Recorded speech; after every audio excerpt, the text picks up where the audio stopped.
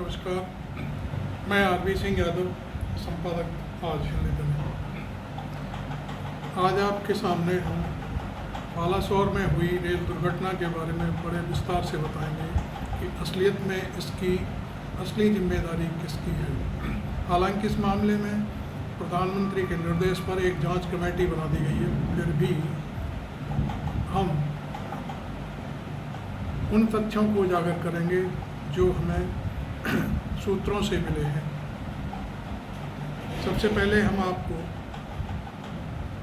यह आगाह कराना चाहते हैं कि जब कोरोमंडल एक्सप्रेस स्टेशन के समीप आ रही थी तब उसे ग्रीन सिग्नल दिया गया और उसके थोड़ी ही देर बाद स्टेशन वालों ने उसका ग्रीन सिग्नल वापस ले लिया और उसे लूप लाइन पर जाने के लिए फिर सिग्नल दिया गया। अब सवाल उठता है कि लूप लाइन खाली थी या नहीं थी। हमें जो जानकारी मिली है, लूप लाइन खाली नहीं थी, उस पर पहले से ही एक मालगाड़ी खड़ी हुई थी। लेकिन कोरोमंडल एक्सप्रेस इतनी तेज़ी से आ रही थी कि लूप लाइन में जाने से पहले वह अपनी रफ्तार को कम नहीं कर सकी और तेज़ी से जाकर उसका इंजन मालगाड़ी से टकराते हुए उसके ऊपर चढ़ गया। ऐसा होने के तत्काल बाद उसके 2 डिब्बे मेन लाइन की दोनों पटरियों पर जाकर गिर गए। इसी बीच एक और जानकारी आई है, जो दूसरी मेन लाइन थी उस पर एक और ट्रेन आ रही थी।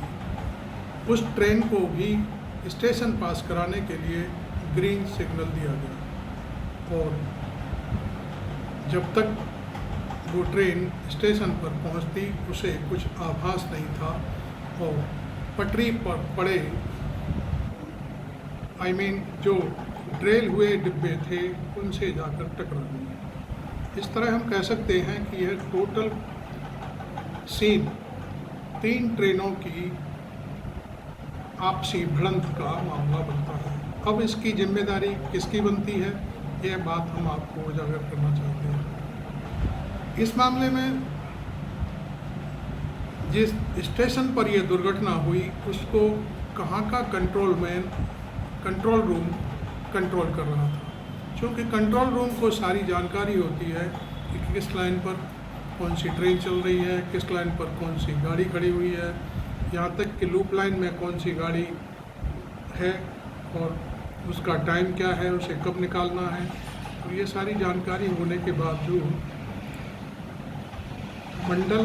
कोरोमंडल एक्सप्रेस को लूप लाइन पर डालने का क्या मतलब था।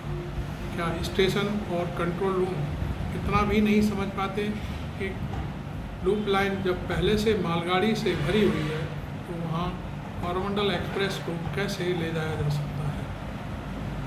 अब सवाल ये उठता है कि इस दुर्घटना में अब तक 288 लोगों के मरने का आंकड़ा प्राप्त हुआ है और 1000 से ऊपर लोग अभी घायल हैं।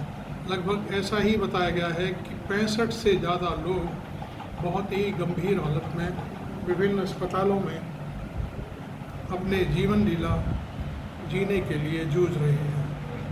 हालांकि आज प्रधानमंत्री मौके पर पहुंचे और उन्होंने वहाँ सारी चीज़ों का जायज़ा लेने के लिए लोगों को दिशा निर्देश दिए। अब हम आते हैं कांग्रेस राज में लाल बहादुर शास्त्री के मसले पर।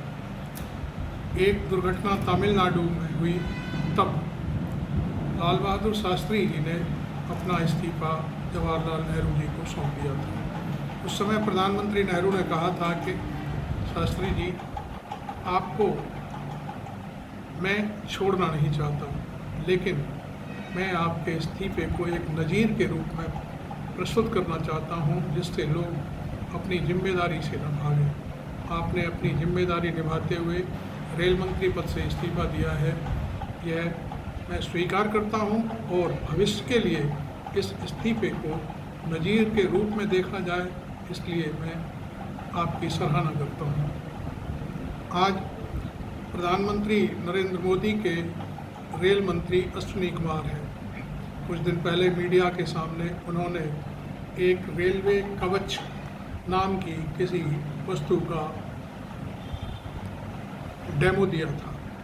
डेमो देते हुए उन्होंने अपने दोनों हाथों में ऐसे पकड़कर दिखाया कि ये दोनों इंजन में है, ये कवच लगा रहेगा तो कभी भी आमने सामने की दुर्घटना नहीं हो सकती। लेकिन यहाँ तो आमने सामने की ही दुर्घटना हुई। कोरोमंडल के सामने भले ही एक मालगाड़ी खड़ी हुई थी, लेकिन कोरोमंडल में तो कवच होना चाहिए था। जब उसका कवच यह देख लेता कि सामने मालगाड़ी खड़ी हुई है तो ये दुर्घटना कैसे हो गई। ऐसा लगता है कि कोरोमंडल में कवच नहीं था या किसी तरह से जो भी हो गायब हो गया। इस बारे में हम अभी कुछ नहीं कहना चाहते। दूसरी बात,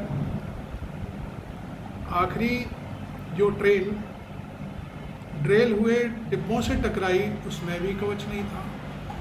यदि कवच होता तो वो सामने पड़े डिब्बों को देखकर उसका इंजन वहीं रुक जाना चाहिए था, लेकिन वो दोनों डिब्बों को देख नहीं सका या उसमें भी कवच नहीं था। ये कहना बड़ा मुश्किल है। अब सवाल देश भर में विरोधी पार्टियां या तमाम विश्लेषक इस बात को उठा रहे हैं कि अश्विनी कुमार ने अपनी जिम्मेदारी लेते हुए अभी तक अपने पद से इस्तीफा क्यों नहीं दिया है। हालांकि हमें नहीं लगता कि सरकार में कोई भी व्यक्ति अपनी जिम्मेदारी लेते हुए इस्तीफे की बात करेगा, क्योंकि अभी तक एक मसला पिछले दिनों से लगातार चल रहा है और वो है कुश्ती पहलवानों का। उस मामले में अभी सरकार कोई निर्णय नहीं ले पाई है और ब्रजभूषण शरण सिंह अभी भी खुले में घूम रहे हैं, जबकि उनके खिलाफ गंभीर मामले में आरोप हैं FIR में। तो इसका खुलासा पिछले दिनों इंडियन एक्सप्रेस ने अपनी रिपोर्ट में कर दिया कि ब्रजभूषण शरण सिंह कैसे खिलाड़ियों का शोषण करने के लिए बातें करते थे और कोशिश भी करते थे। ये सारी चीज़ें उस रिपोर्ट में शामिल हैं, लेकिन दिल्ली पुलिस अभी भी इस मामले में कोई कार्रवाई नहीं कर रही। एक मज़ेदार बात यह है कि ANI ने एक खबर जारी करी और ट्वीट करते हुए कहा कि जो FIR लड़कियों ने कराई है उसमें कोई आरोप नहीं बनता। थोड़ी ही देर में दिल्ली पुलिस ने इस बात का खंडन कर दिया, लेकिन कुछ देर बाद ही दिल्ली पुलिस ने भी अपना ट्वीट हटा लिया कि उन्होंने ऐसा कोई खंडन किया या नहीं किया। लेकिन ये सारे ट्वीटबाजी से पता चल गया कि ये सरकार किसी भी रूप में ब्रजभूषण शरण सिंह को बर्खास्त नहीं करेगी या उसे जेल भेजने की कोई काम नहीं करेगी। हालांकि इतना ज़रूर हुआ है कि 5 जून को अयोध्या में होने वाली रैली को ब्रजभूषण शरण सिंह ने यह कहते हुए स्थगित कर दिया है कि कुछ सुरक्षा कारण हैं और मामला जो सुप्रीम कोर्ट में है, तो मैं इस मामले में अब रैली कोई करना नहीं चाहता।